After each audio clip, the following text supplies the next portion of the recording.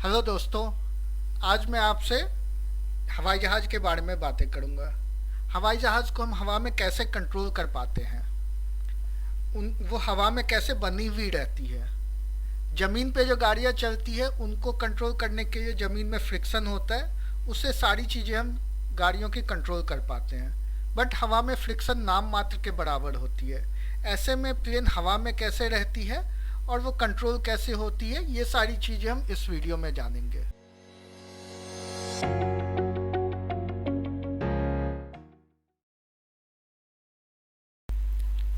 इसके लिए सबसे पहले हम जानेंगे कि प्लेन में कौन कौन से फोर्सेस लगते हैं। सबसे पहला तो ग्रेविटी होता है, जो प्लेन को नीचे पुल करने की कोशिश करता है। ग्रेविटी को कैंसिल करने के लिए लिफ्ट होती है, जो प्लेन के विंग से मोस्टली आती है, जो प्लेन को ऊपर की तरफ पुश करती है।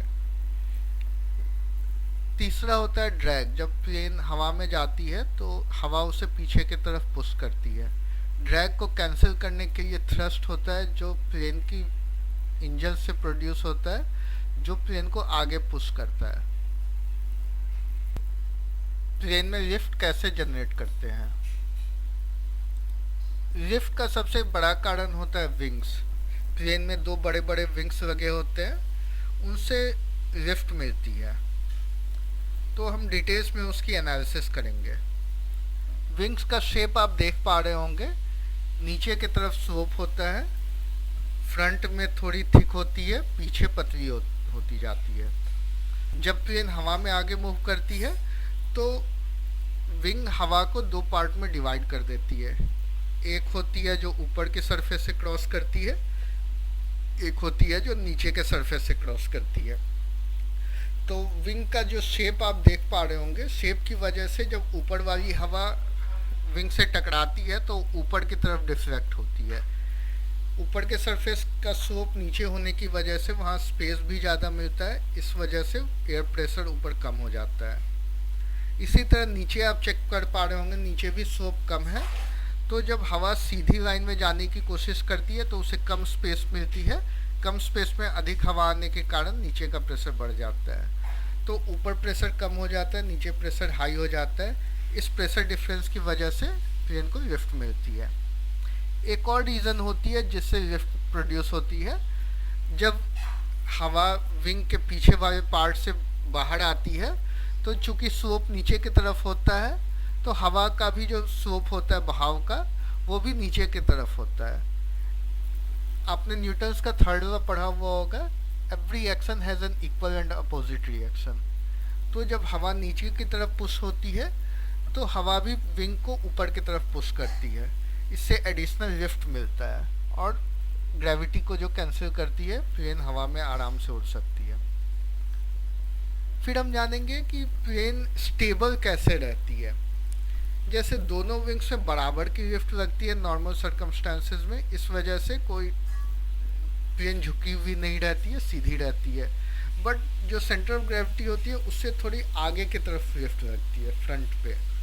तो उस वजह से आगे वाला पोर्शन थोड़ा ऊपर उठ सकता है। इसे काउंटर करने के लिए प्लेन के पीछे वर्टिकल एंड हॉरिजॉन्टल स्टेबलाइजर लगे हुए होते हैं। हॉरिजॉन्टल स्टेबलाइजर एक छोटे से विंग की तरह होता है, जो प्लेन के एंड में लगा हुआ होता है। हॉरिजॉन्टल स्टेबलाइजर से भी थोड़ी लिफ्ट प्रोड्यूस होती है।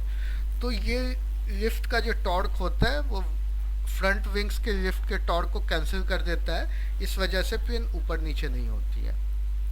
पीछे एक वर्टिकल स्टेबलाइजर भी लगी हुई होती है। वर्टिकल स्टेबलाइजर का काम होता है प्लेन के नोज को सीधा रखना, लेफ्ट या राइट नहीं होने देना। इस तरह से प्लेन हवा में मूव भी कर सकती है और स्टेबल भी रहती है। नेक्स्ट हम जानेंगे प्लेन टर्न कैसे लेती है हवा में। विंग्स जो होती है उनमें दोनों में बराबर का लिफ्ट लगता है, इस वजह से प्लेन स्टेबल होती है। बट मान लीजिए मैंने एक विंग का लिफ्ट बढ़ा दिया, दूसरे विंग का लिफ्ट कम कर दिया, तो नेट टॉर्क की वजह से प्लेन थोड़ी टिल्ट हो जाएगी। टिल्ट होने के कारण लिफ्ट का भी जो एंगल होगा वो वर्टिकल ना होके थोड़ा स्लैंटेड होगा, जिसका एक हॉरिजॉन्टल कंपोनेंट भी होगा। उस हॉरिजॉन्टल कंपोनेंट को हम सेंट्रीपिटल फोर्स बोलते हैं। उस सेंट्रीपिटल फोर्स की मदद से प्लेन सर्कल में मूव करने लगेगी।